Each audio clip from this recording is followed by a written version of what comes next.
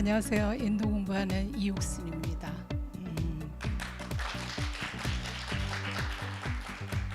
네, 전주는 좀 오랜만이에요.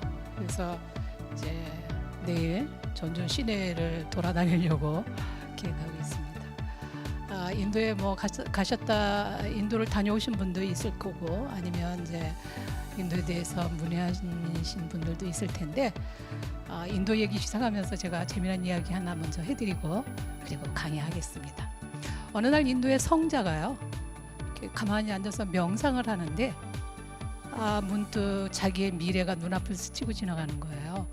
그래서 그 미래에서 자기가 조만간 죽는다는 걸 알게 된 거예요. 그래서 마당에 있는 제자들을 불러드렸습니다. 얘들아, 잠깐 들어와 봐라. 내가 조금 전에 명상을 하다가 내 미래를 봤는데 내가 조만간 죽는구나. 근데 내가 죽는 다음에 저 마당에 있는 돼지의 새끼로 환생한다. 내가 너희들한테 부탁하노니 내가 이승에서는 너희들의 스승으로 또는 성자로 사람들의 추앙을 받았는데 어떻게 내가 돼지로 살아갈 수가 있겠냐. 돼지는 더럽고 비천하고 비루하지 않느냐. 그러니 내가 부탁을 하건대 내가 죽으면, 내가 죽었다가 다시 돼지로 태어나면 잘 드는 칼로 나를 단박에 죽여다오 라고 부탁을 했습니다. 제자들은 그럼하고 약속을 했겠죠. 시간이 지나서 정말 스승은 세상을 떠났고 마당에 있는 돼지의 배가 불러오는 거예요. 스승은 돼지가 새끼를 여러 마리 낳는 거로 세 번째 태어나는 이마에 붉은 칠을 한 새끼 돼지가 나인 줄로 알면 된다라고 일렀죠. 정말 돼지가 새끼를 낳기 시작하는데 세 번째 태어나는 새끼의 이마에 붉은 칠이 되어 있는 거예요. 제자들은 우리 스승이 환생하셨구나. 그렇지만 이 생에서 맺었던 인연이 있는데 어떻게 단박에 스승의 환생을 죽일 수가 있겠는가. 그래서 네가 죽여라, 네가 죽여라 서로 밀고 떠밀다가 결국 하루, 이틀, 사흘, 일주일이 지난 거예요. 일주일이 지나니까 새끼 돼지는 살이 포동포동 올라왔어요. 자, 제자들은 다시 모였죠. 그래도 우리가 스승의 유언을 들어드리지 않는다는 것은 도리가 아니다. 그러니 오늘 밤에 우리가 칼을 잘 갈았다가 내일 새벽에 어둠 속에서 거사를 단행하자. 이렇게 된 거죠. 그날 밤 칼을 잘 갈았고 다음날 새벽에 어스름할 때 돼지우리로 들어가서 이마에 붉은 칠을 한 새끼 돼지의 목덜미를 움켜잡는 순간 새끼 돼지가 외치는 거예요. 잠깐! 그래, 내가 너의 스승이었던 다시 돼지로 환생했다. 내가 인간으로 살 때는 돼지의 삶이 살만한 가치가 없다. 더럽다, 먹기만 한다, 모든 나쁜 요소가 많아서 내가 돼지로 사는 것을 꺼려 했으나 너희들이 요새 며칠 동안 나를 죽이는 걸 망설이는 요 동안에 돼지로 살아보니 너무 좋다. 그러니 나는 돼지로 살아갈 테니까 죽이지 말아다오. 그래서 모든 게 해피엔딩이 됐다는 얘기입니다. 제가 이 이야기를 하면 이미 명민하신 분들은 눈치를 챘을 거예요. 왜 이야기로 인도 얘기를 시작하는가? 우리들은 대개는 뭐 팬데믹 얘기도 있지만 대부분의 우리나라에서 인도 이미지가 그렇게 썩 좋지 않아요. 뭐 유럽이나 미국의 이미지와 비할 때가 못 되죠. 인도에 한 번도 가보지 않은 사람도 인도에 대해서 어떤 그야말로 컨셉이 있어요. 근데 그것은 거의 다 부정적이죠. 즉 인간의 눈으로 돼지를 바라보듯 좀 뭔가 위에서 깔보듯이 내려다보면서 인도를 평가하고 판단하고 그리고 무시하는 경우가 대다수입니다. 물론 인도는 그럴 만한 가치가 없는 나라는 절대 아닙니다. 물론 인도인이 돼지라는 얘기는 아닙니다. 이 이야기를 통해서 우리가 다른 나라, 다른 문화, 다른 사람, 혹은 사람 바로 이웃에 있는 옆 사람일 수도 있을 텐데를 제대로 이해하기가 얼마나 어려운가를 알려주는 얘기죠. 그래서 또 이 얘기를 통해서 저는 자연스럽게 인도는 이보다는 좀 더 대접을 받아도 마땅한 나라다라는 얘기를 하고 싶어서 저는 이제 제목을 인도는 힘이 세다라는 얘기를 한 거고요. 자, 이거를 한번 보실까요? 보면 인도에 한 번도 안 가본 사람들도 어떤 그 아이디어가 있습니다. 대개는 뭐 이 학문적인 용어로는 이걸 이제 오리엔탈리즘이라고 부르는 건데요. 그러니까 서구가 동양에 대해서 가지고 있는 어떤 좀 뭔가 그 일정한 패턴의 어떤 그 관점 또는 선입견 뭐 어떤 이름을 붙여도 좋겠는데 보시는 것처럼 뭐 대개는 미개하다, 낙후하다, 비과학적이다, 미신만 믿는다, 뭔가 굉장히 부정적이죠. 그렇게 인도를 부정적으로 보면서 말하는 사람, 말하는 국가, 말하는 사회가 좀 더 상대적으로 우위처럼 보이게 되는 거죠. 인도에 관한 사진들은 대개 다 이런 사진들입니다. 발전한 인도의 공장이나 또는 뭐 잘 나가는 과학기술 이런 쪽에 어떤 사진을 보여주기보다는 거의 다 겐지스강에서 목욕을 한다든지 아니면 저렇게 요가 수행자라든지 해서 뭔가 현대적이지 않은 과거의 뿌리를 둔 인도를 계속 재생산하고 보여주면서 그러면서 또 한편으로는 어떻게 그래서 인도는 여전히 낙후하다 이런 식의 결론을 내린다는 거죠. 인도를 한 번도 안 가본 사람들도 마찬가지예요. 뭔가 인도를 거기 있는 사람들이 뭔가 이렇게 믿을만하지가 않다. 뭔가 세련되지 않다라든지 그들이 가지고 있는 뭐 종교라든지 그들이 가지고 있는 여러 가지 제도, 카스트 제도를 포함해서 이런 것들이 뭔가가 체계적이지 않고 또 믿을만하지도 않다. 이런 선입견을 갖고 있다라는 거죠. 그런데 정말 이런 이야기가 정확한 것일까? 아까 제가 이야기를 꺼낸 것처럼 우리가 막연히 인간의 눈으로 돼지의 삶을 보면 돼지의 삶을 살 만한 가치가 없어 보여요. 그러나 그 누구도 우리가 돼지가 돼본 적은 없기 때문에 우리가 생각하는 건 그냥 막연한 추측이죠. 인도도 마찬가지입니다. 인도는 엄청나게 큰 땅이에요.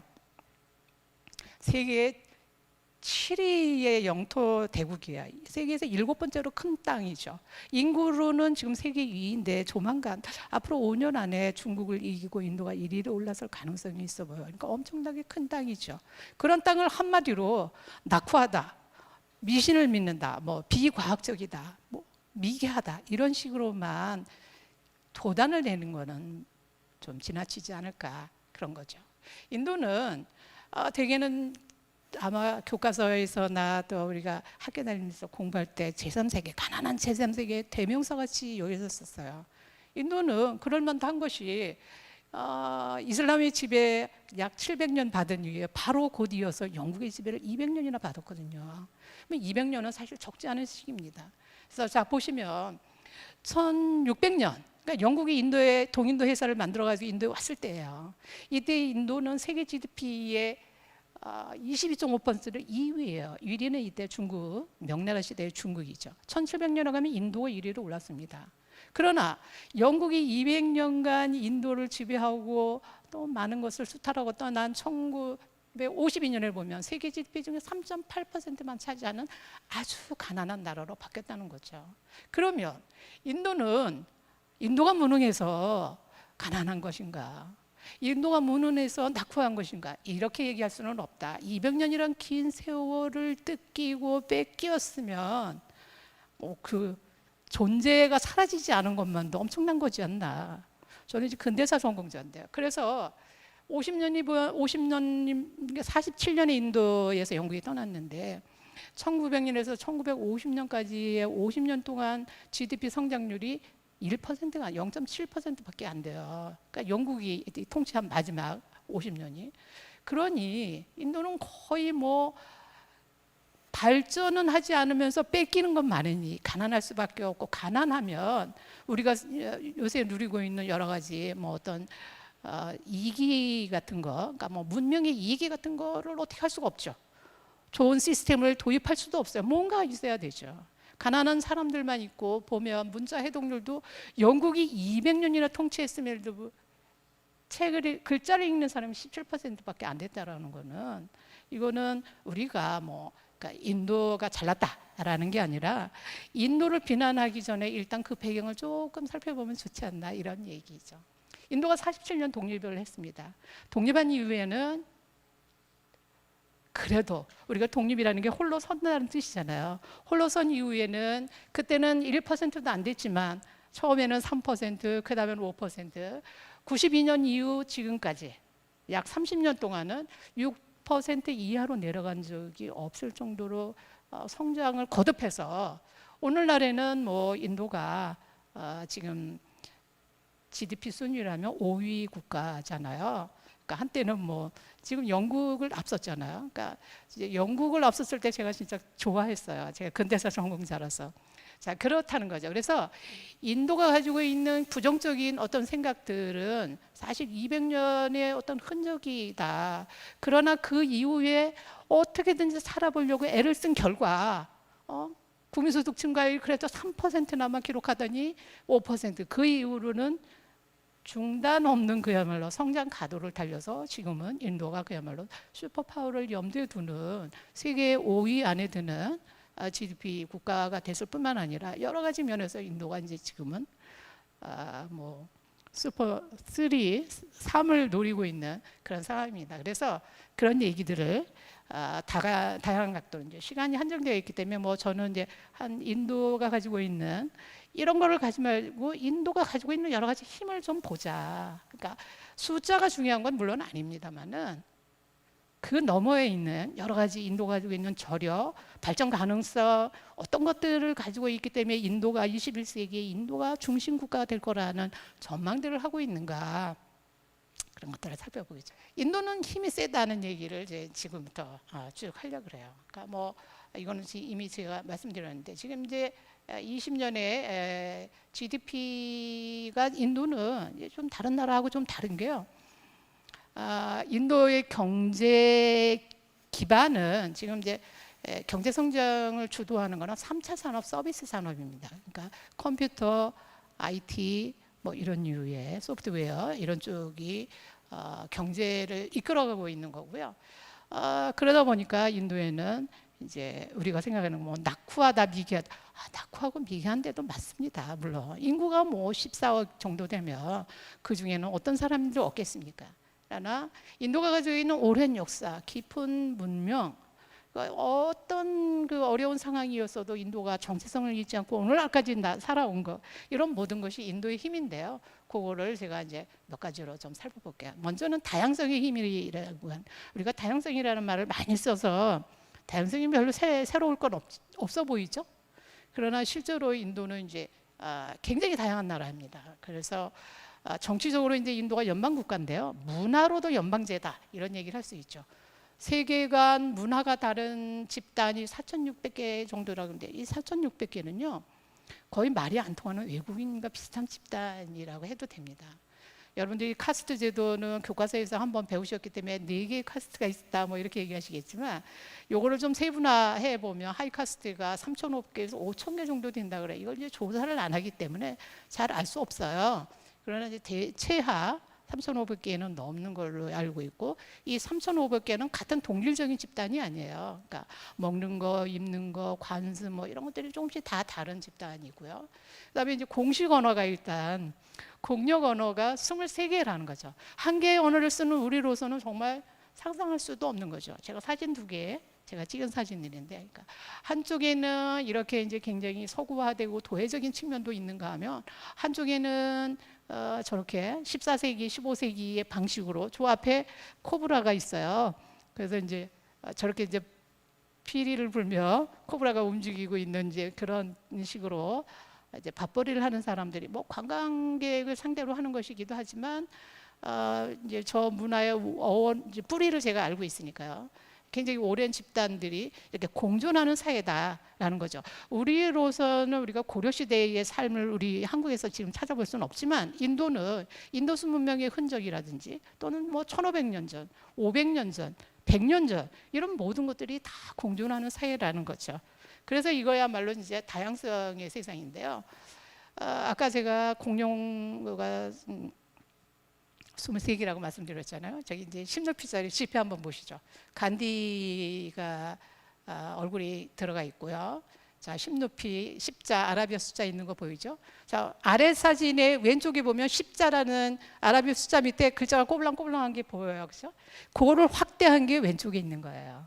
그게 뭐냐면 이렇게 아세머, 벵고로, 구자라티아 이런 식으로 각 지방에 살고 있는 사람들이 이게 10높이라는 걸 알아볼 수 있도록 각 지방의 공식어를 써준 거예요.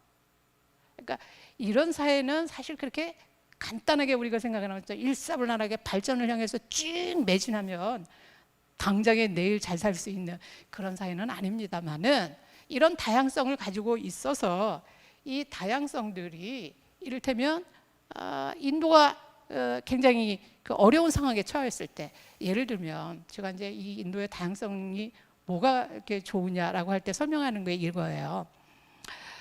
꼬리가 9개 달린 여우는요, 꼬리가 3개가 잘려도 여전히 많이 남아 있잖아요, 그렇죠?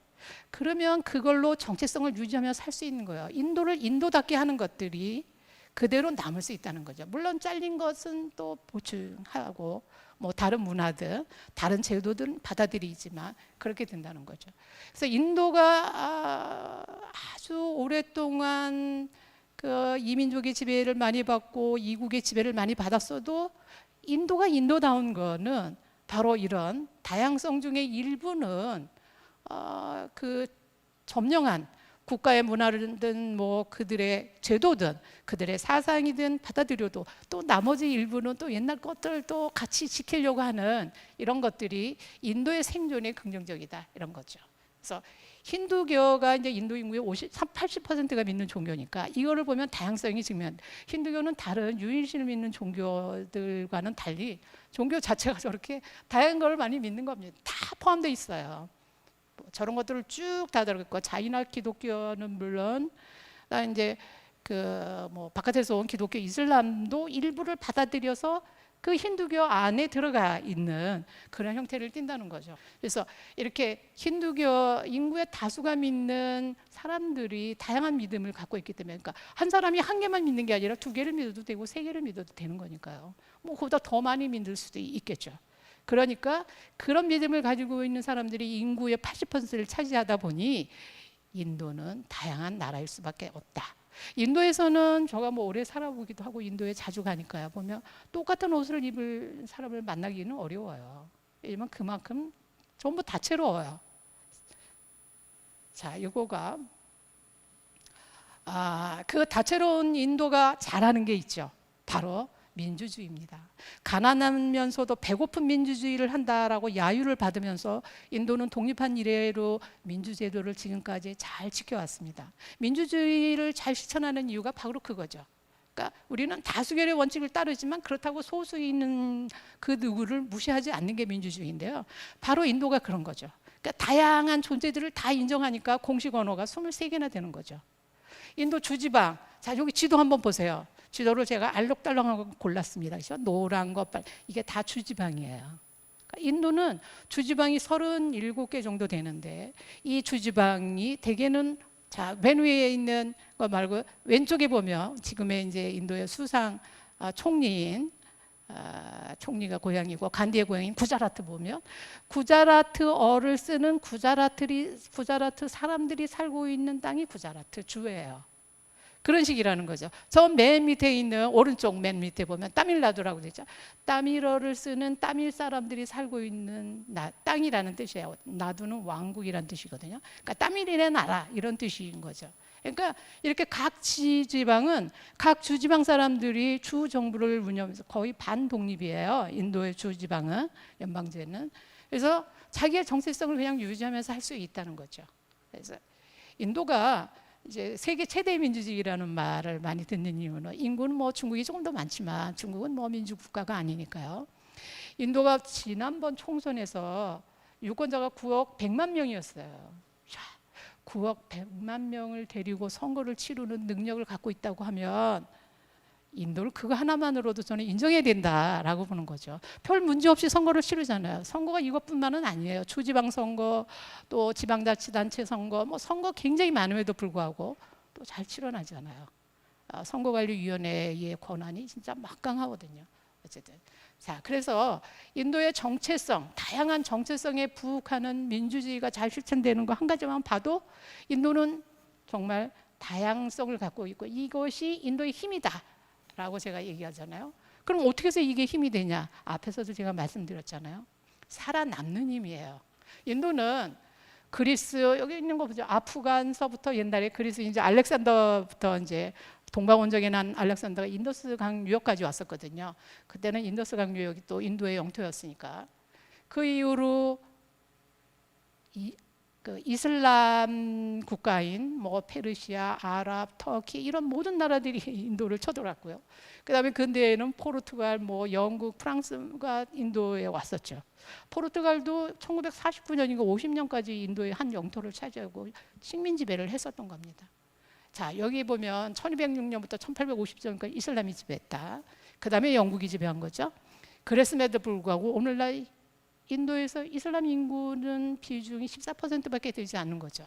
기독교인도 2.3%밖에 되지 않아요. 자, 그러면 여기서는 이슬람이나 기독교 세력인 영국이요, 이 인도인을 전도를 하거나, 그러니까 뭐 개종을 시키려고 노력을 안 했냐? 그렇지 않습니다. 엄청 노력을 많이 했지만 그렇지 않게 된 거죠. 즉 어떻게 말하냐면 다양한 사람들이 있기 때문에 어떤 사람들은 개종을 했겠죠.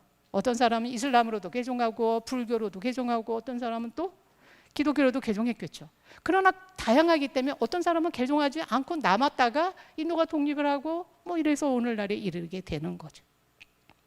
인도의 어떤 생존의 힘, 생명력, 저는 세계에서 마지막으로 망할 나라가 인도다. 제가 그렇게 생각하고 있거든요. 인도 공부한 사람의 입장에서 보면 밤에 그 고속도로에 나가 보면 24시간 체조로 움직이는 분이 인도가 땅이 크니까 물류 배달이나 이런 거를 뭐 진짜 1초도 쉴 수가 없어요. 그러니까 한밤중에도 기차역 이런 데 사람들이 바글바글 하거든요.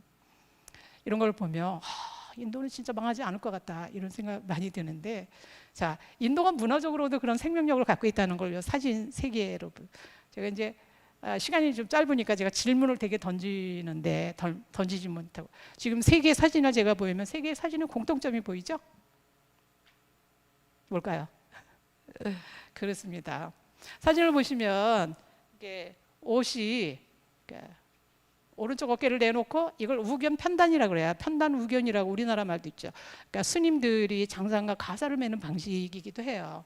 부처님의 옷 보면, 자, 이게 이쪽에 사제고요. 저쪽에는 오늘날의 인도 여성입니다. 여성은 물론 이제 블라우스를 입었지만 이거죠. 이게 언제 거냐면 이 맨 왼쪽에 있는 거 여러분들이 보시면 이게 인도수 문명에서 발견된 유물이에요. 인도는 많이 변화했지만 여전히 인도수 문명적인 요소를 지키는 문화적 생존력이 강하다, 이런 걸 보여드리려고 제가 이거를 사진을 넣은 거예요. 뭐 바뀌지 않는 게 자랑이냐? 바뀌는 것만이 또 자랑은 아니죠. 우리의 뿌리는 어디에 있느냐라고 질문했을 때 우리는 뭐라고 대답할 겁니까? 이런 점에서 우리가 우리 문화, 뭐 전통 이런 얘기를 가끔씩 또 하는 거죠. 인도는 수없이 패배했죠. 이 나라 저 나라한테 점령당해서 뭐 진짜 인도인이 자기 나라 땅을 통치하게 된 거는 진짜 최근의 일이잖아요. 인도가 독립한 이래는. 그랬지만 살아남은 거는 인도 문명이에요.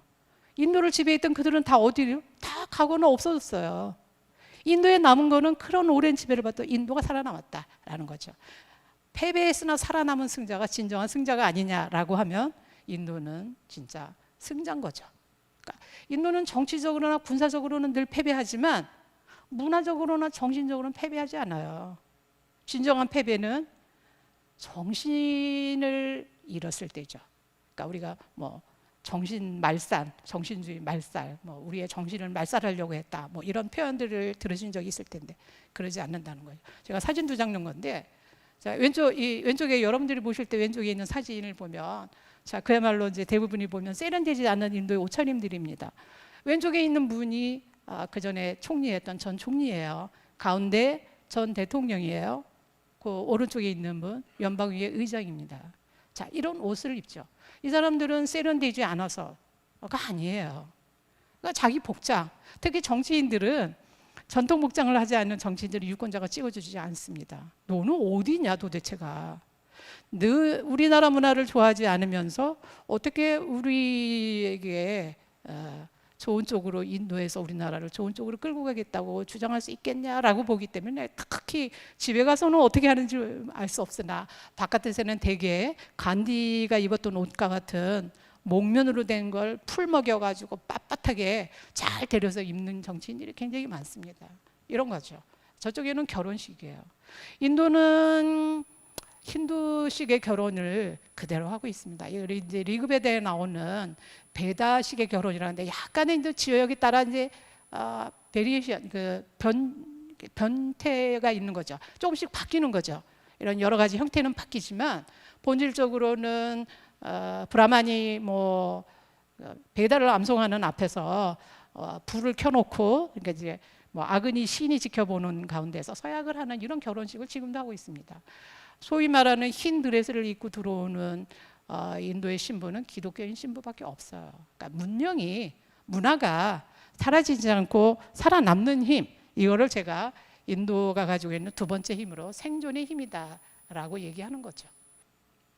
자, 이번에는 세 번째 인도가 가지고 있는 힘을 보여드리려고 하는데요. 자, 먼저 제가 이제 사진, 그림 이렇게 새겨놓잖아요. 자, 왼쪽에 있는 거는 가부좌를 튼 거예요. 이제 이 중에서도 뭐 여러분들 중에서도 요가 명상을 하시는 분들도 있을 수 있고 또는 뭐 종교로 인해서 가부좌를 하시는 분도 있을 텐데 이거는 인더스 문명의 유물에서 나온 거예요. 그러니까 적어도 5,000년은 더 된 유물이에요. 그때부터 있었던 거예요. 저게 이제 요가를 하는 상이라고도 하고 요가라는 시바의 이제 자세라고도 하고. 자, 이제 여기는 이제 새로 학교가 생기기 전에 새로운 교육제도 들어오기 전에는 다 저렇게 앉아서 교육을 했죠. 물론 지금도 시골에 간 조그만 학교들은 다 앉아서 그냥 땅바닥에 앉아서 공부합니다만. 자, 오른쪽은 요가의 자세입니다. 그러니까 이런 자세, 이런 앉아서 있는 자세를 5,000년 넘게 이어온 문명이다라는 건데요. 자, 제가 지금 서 있습니다. 서 있으면 제가 이렇게 몇 발을 움직일 수 있어요. 그러나 저렇게 가부좌를 틀고 앉아서는 움직일 수 없습니다. 가부좌를 튼 사람이 100m 달리기를 할 수 없어요. 저렇고 저기서 할 수 있는 긍정적인 거가 뭐냐면 바로 생각을 할 수 있다는 거예요. 앉아서 저기서 뛰지를 못하기 때문에 생각을 할 수 있죠. 그래서 인도는 생각하는 문명이다. 보이지 않는 세계를 보이는 세계로 만드는 걸 우리가 창조라고 부를 수 있어요. 바로 그것을 할 수 있는 그런 문명을 갖고 있는 곳이 인도라는 거를 제가 자 보시면 인도에서 나왔던 자이나교의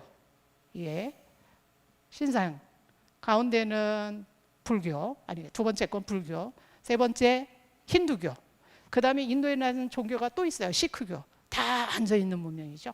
서서 역동적으로 서 있는 서양의 어떤 이런 신상이나 이런 것과는 굉장히 다른 자세입니다. 늘 인도는 앉아 있는 문명이라고 볼 수 있어요. 그러니까 우리는 이럴 수 있어요. 어떤 문명은 굉장히 스포츠를 잘하죠. 우리도 잘하잖아요. 우리도 굉장히 역동적인 국가니까 움직이고 뭐 하는 거는 굉장히 잘할 수 있죠. 인도는 그 대신 올림픽 이런 건 진짜 못해요. 그러니까 뭐 금메달 뭐 이런 것도 별로 딴 적도 없고 그런데 국민적인 합의가 전혀 없는 건 아니에요.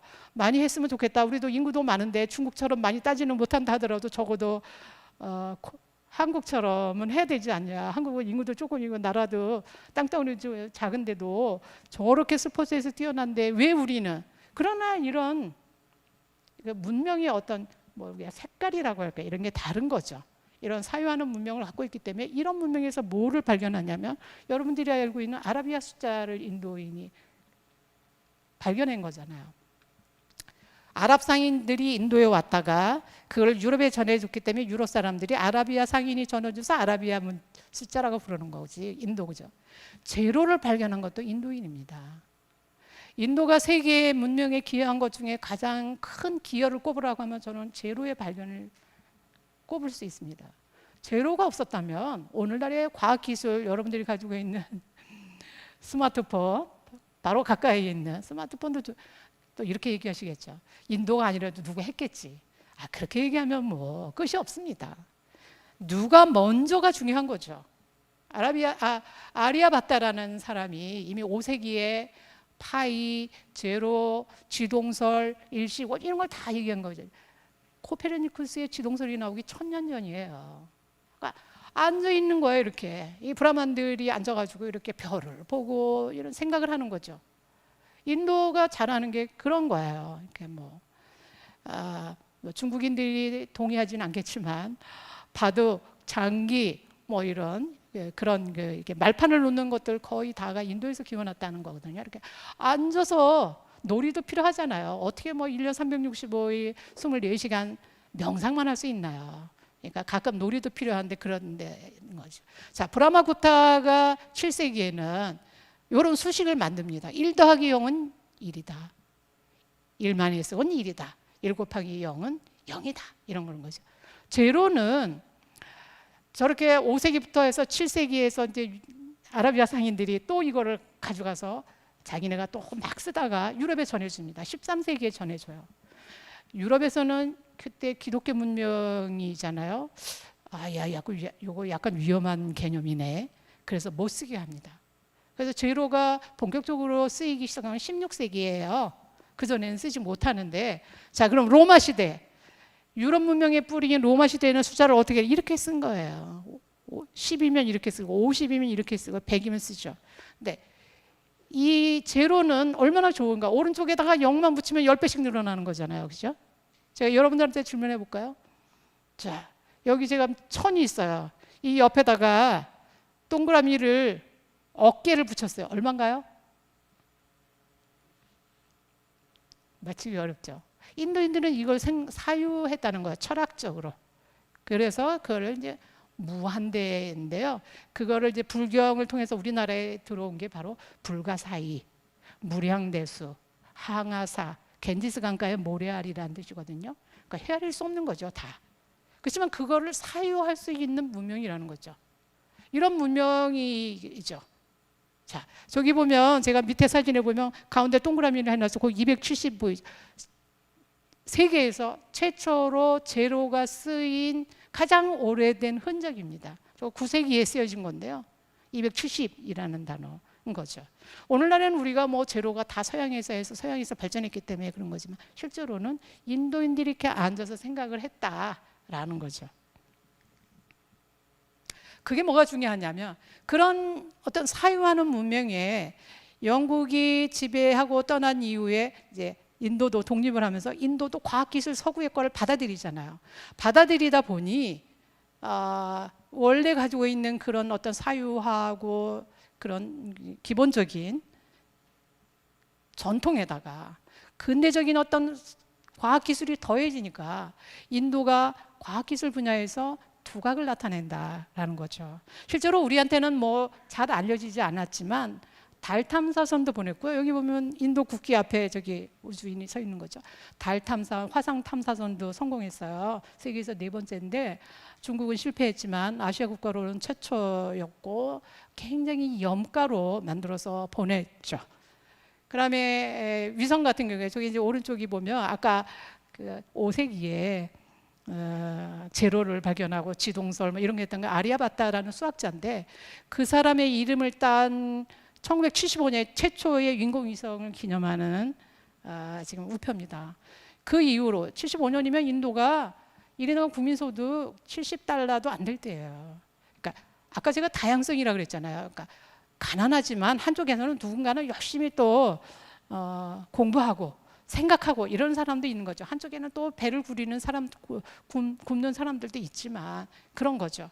그래서 지금은 인도는 인공위성을 100개 정도 쐈죠.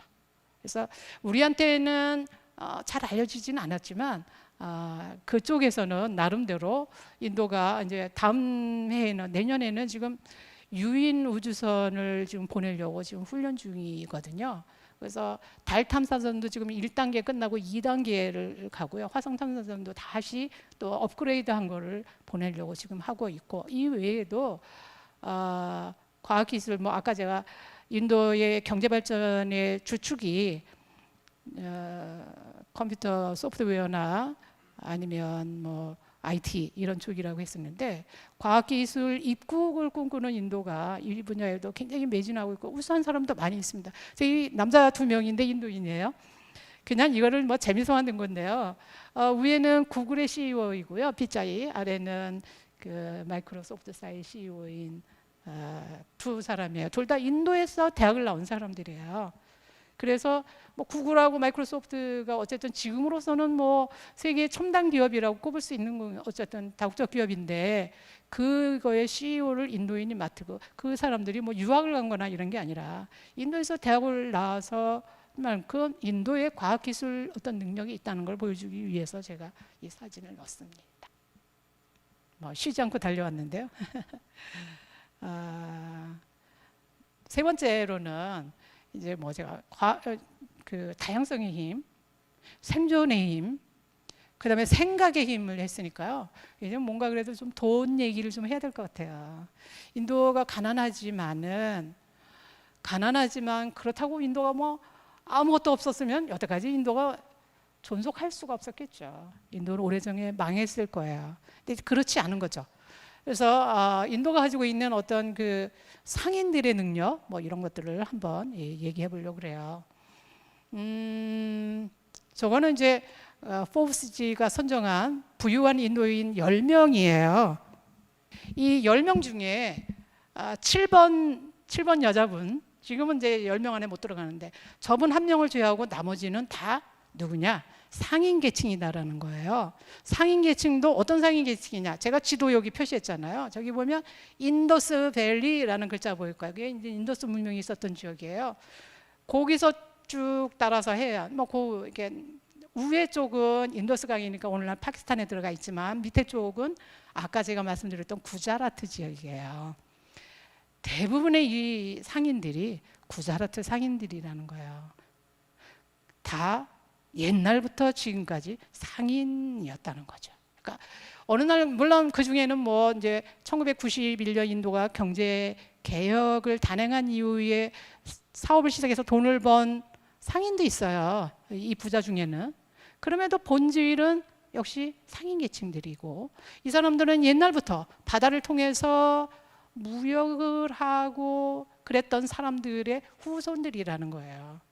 그런 사람들이 역사를 이어서 지금도 상인 계층들이 제가 이제 아까 그 얘기도 할까 그러다가 우리나라에서 약간 저항이 있어서 생각에 임할 때 생각을 하는 사람들은 되게 브라만들이에요. 브라만이 뭐 권력을 갖고 있는 건 아니고요. 브라만은 기껏해야 옛날부터 공부하고 그다음에 사제 계층이니까 하늘을 보고 별의 운행 이런 것들을 따져보는 사람들이니까요. 그런 사람들이 공부를 많이 하게 되고 생각을 많이 하게 되는 거죠. 상인들은 그때부터 지금까지 그런 거를 하는 게 아니라 얘는 돈을 버는 거예요. 이래서 다양하죠. 그러니까 어떤 사람들은 뭐 사제 계층이고 어떤 사람은 상인 계층이잖아요. 근데 살아남는 생존력은 똑같잖아요. 그러니까 1번, 2번, 3번, 4번이 다 연결되는 거예요. 지도 뭐 복잡한데요. 저 오른쪽 위에 있는 게 바로 이제 로마 금화예요. 그래서 이렇게 지도를 멀리서 이렇게 쭉 보시면 지중해가 왼쪽 위에 있어요. 이태리 있잖아요. 그러니까 거기 로마죠.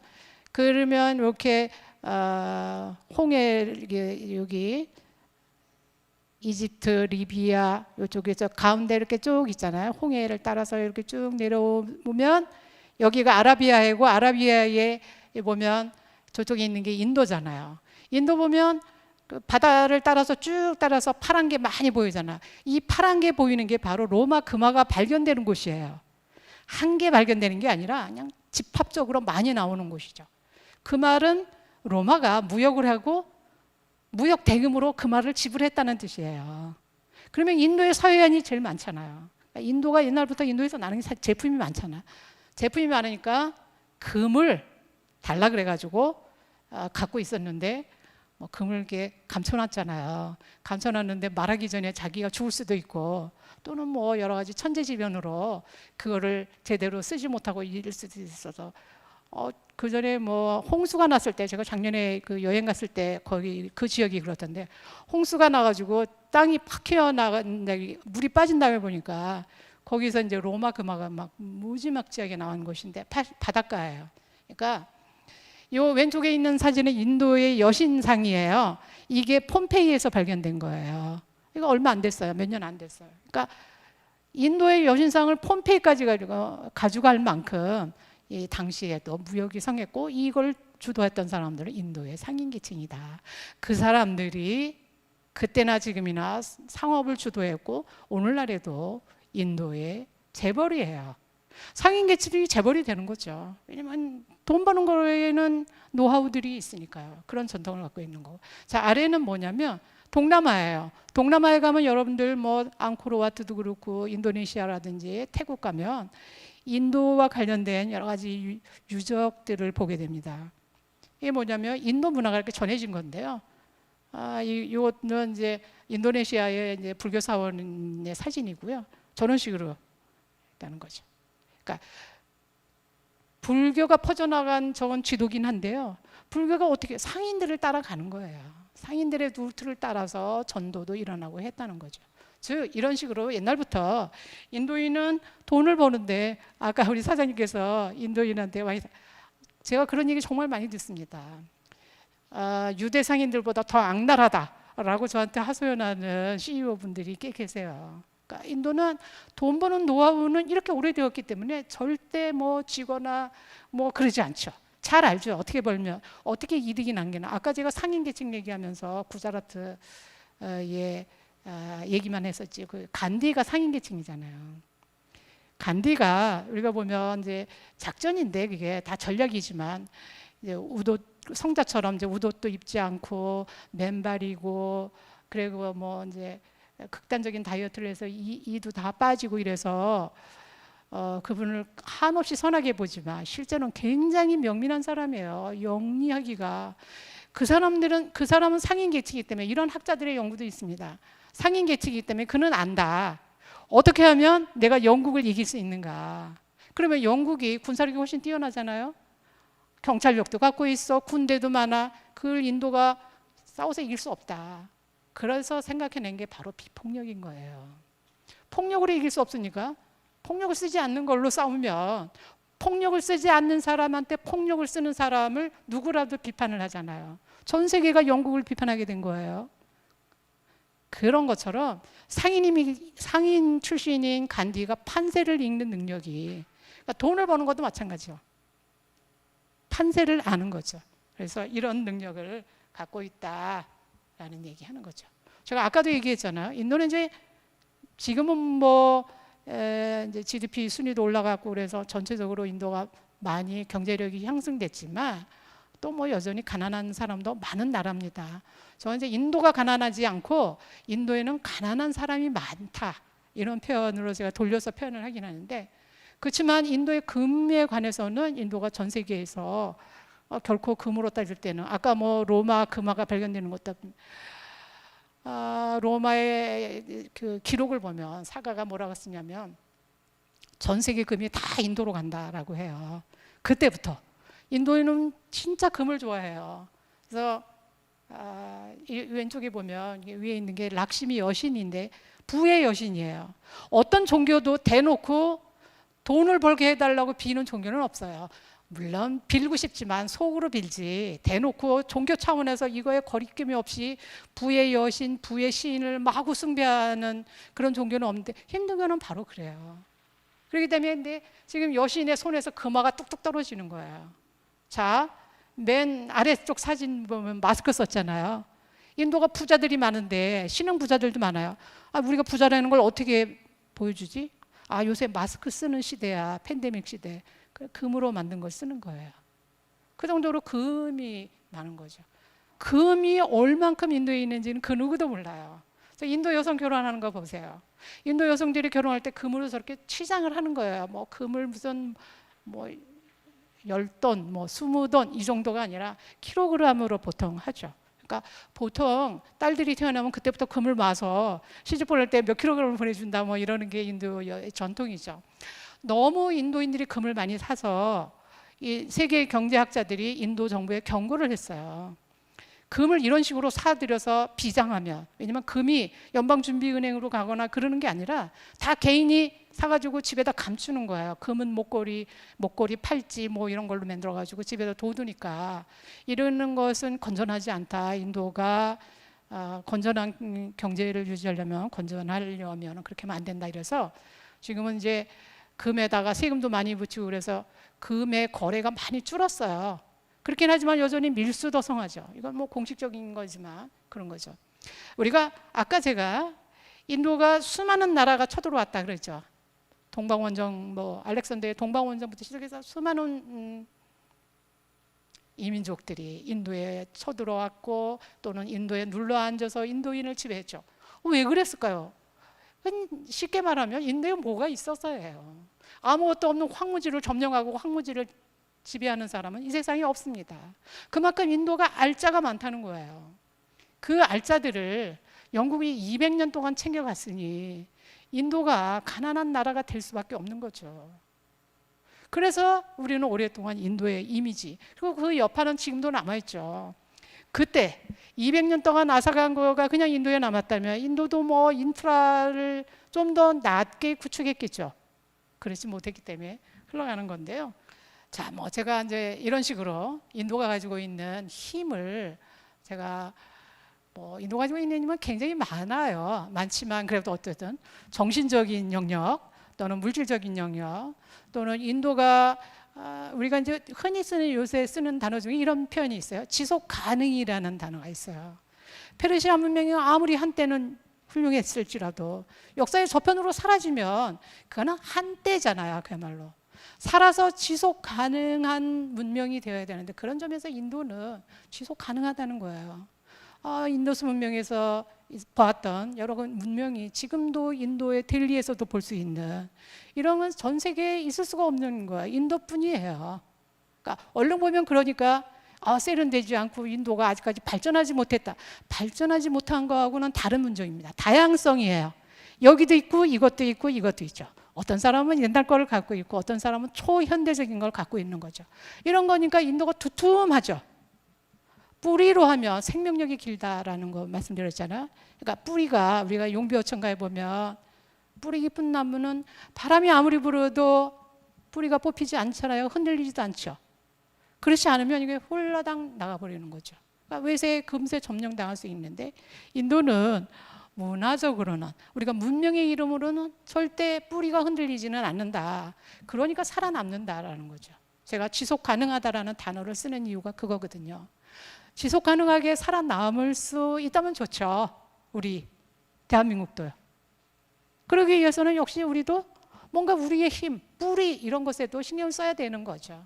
자, 이제 인도는 경제적으로는 좀 어려워도 그동안 독립한 이래로 지금까지 70년이 넘게 민주주의를 탄탄하게 지켜왔습니다. 그래서 민주주의를 실천하면서 이제 경제 발전까지 가속이 붙었기 때문에 중국보다는 오히려 미래가 더 탄탄하다고 보는 학자들이 많은 이유가 그겁니다.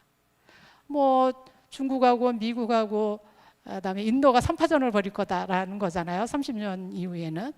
그러면 누가 더 유리하냐 이런 질문을 진짜 많이 받고 아마 뭐 다른 연구자들도 많이 받을 텐데요. 그런 점에서는 인도가 이런 다채로운 어떤 다양성도 가지고 있고 이쪽에서는 뭐 배신을 하고 뭐 흘려가더라도 또 한쪽에서는 그냥 남아 있을 거기 때문에 인도가 이런 거를 갖고 있는 인도가 좀 더 유리하지 않나 뭐 이렇게 할 수 있죠. 인도는 이게 이제 위에 있는 사진이 이제 인도가 자고 나면 들어서는 쇼핑몰이에요. 정말 쇼핑몰이 많고 인도가 인구가 많고 중산층 인구가 많죠.